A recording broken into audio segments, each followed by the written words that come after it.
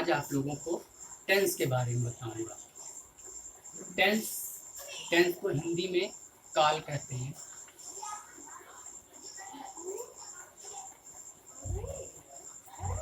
काल यानी समय। इंग्लिश में इसको 3 भागों में बांटा गया है, present tense, past tense and future tense. Present tense को वर्तमान काल कहते हैं, पास्ट टेंस को यानी बीता हुआ समय कहते हैं, और फ्यूचर यानी भविष्य काल कहते हैं। प्रेजेंट टेंस के 4 भाग होते हैं। ये 4 भाग हैं। नंबर पहला है प्रेजेंट इंडेफिनिट टेंस, नंबर दूसरा है प्रेजेंट कॉन्टिन्यूअस टेंस, नंबर तीसरा है प्रेजेंट परफेक्ट टेंस, और नंबर 4 यानी प्रेजेंट परफेक्ट कॉन्टिन्यूअस टेंस। ये 4 भाग होते हैं। ऐसे ही पास्ट टेंस के भी 4 भाग होते हैं, फ्यूचर टेंस के भी 4 भाग होते हैं। लेकिन आज हम सबसे पहले प्रेजेंट टेंस को ले रहे हैं। प्रेजेंट टेंस के 4 भाग होते हैं। अब हर एक क्या नियम मैं बताऊंगा, इसके बाद किस तरीके से उसको लागू किया जाता है वो बताऊंगा। अब सबसे पहले हम लेते हैं प्रेजेंट इंडेफिनिट टेंस को। तो हम कैसे पहचानेंगे कि प्रेजेंट इंडेफिनिट टेंस कौन से वाक्य का है।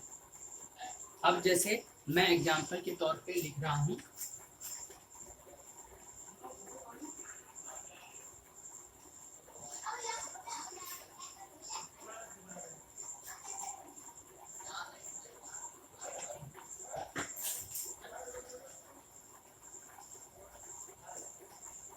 मीरा पत्र लिखती है।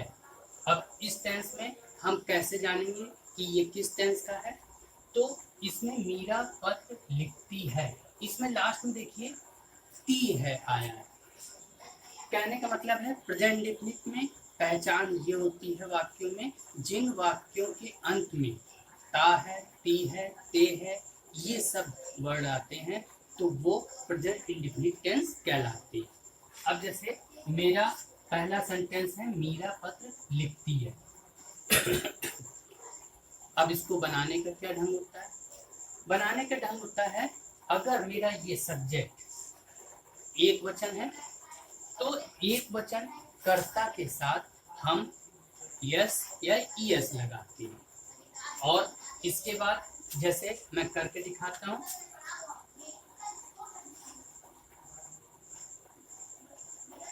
लिखने की राइट होती है, लेकिन मीरा एक वचन है इसलिए राइट की जगह राइट्स हो जाएगा।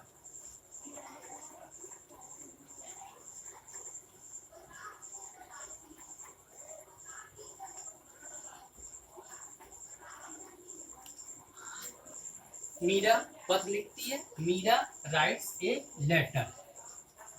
इसके बाद हम ये अगर अब इसमें एक और होता है प्रेजेंट इंडेफिनिट टेंस में कि ये अफर्मेटिव सेंटेंस है, मीरा पत्र लिखती है।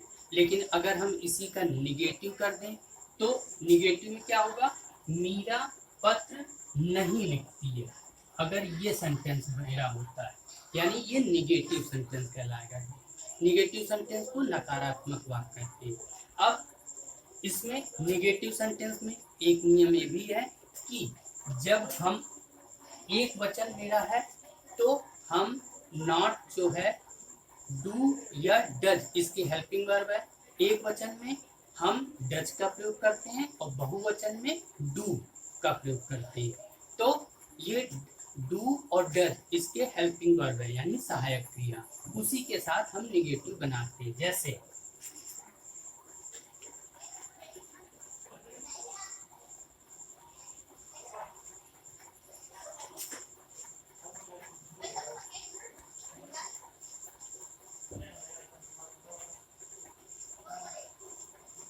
अब इसमें एक चीज ये ध्यान रखना है कि मीरा डज नॉट लगेगा।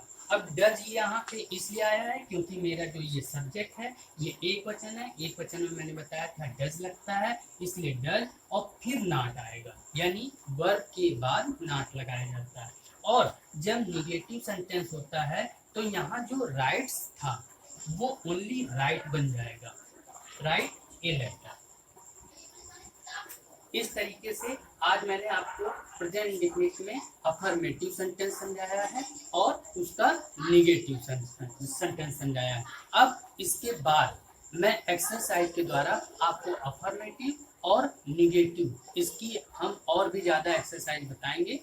आज के लिए इतना ही। Thank you.